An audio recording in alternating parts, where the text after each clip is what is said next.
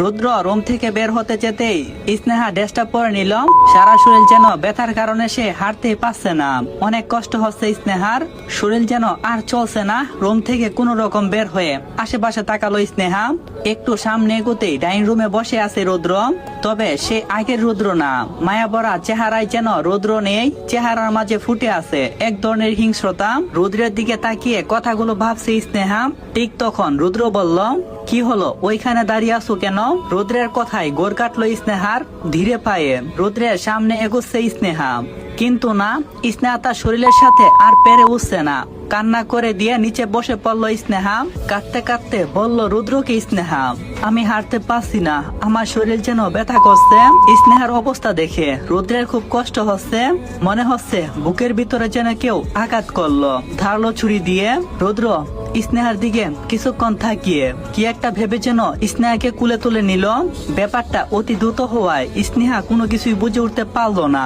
রুদ্র বলল, তুমি আমাকে কষ্ট দিয়েছো, তো কি হয়েছে? আমি তো তোমাকে ভালোবাসছিলাম, তাই না? কিভাবে তোমার কষ্ট দাঁড়িয়ে থাকে আমি দেখি। স্নেহা রুদ্রর দিকে এক পলকে তাকিয়ে আছে।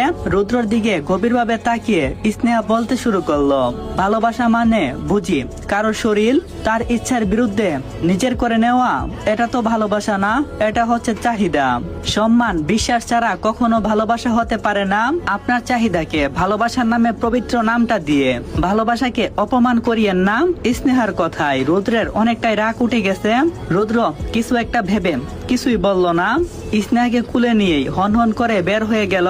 স্নেহাকে গাড়িতে বসিয়ে নিচে গাড়িতে বসে গাড়ি স্টার্ট করলো। গাড়ি চলছে তার আপন গতিতে।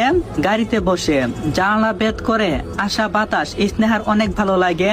যখন অনেক বৃষ্টি হয় তখন স্নেহা গাড়ির কাজ খোলা রাখতো। ড্রাইভার অনেকবার বন্ধ করতে চাইলে স্নেহা বাধা দিত। তবে আজ যেন সেই বাতাস তার কাছে ভালো লাগছে না। আনমনে বসে তার সাথে হয়ে যাওয়া ঘটনাগুলো যেন সে ভাবছে লুকিং গ্লাস দিয়ে। রুদ্র বারবার দেখছে স্নেহাকে, অনেক কান্না করে, যেন চোখ দুইটা ফুলিয়ে ফেলছে সে। এখনো যেন বিন্দু জল জমে আছে স্নেহার চোখে। 1 ঘন্টা পর স্নেহা তার বাড়িতে পৌঁছালো। দরজা খুললো স্নেহার মা।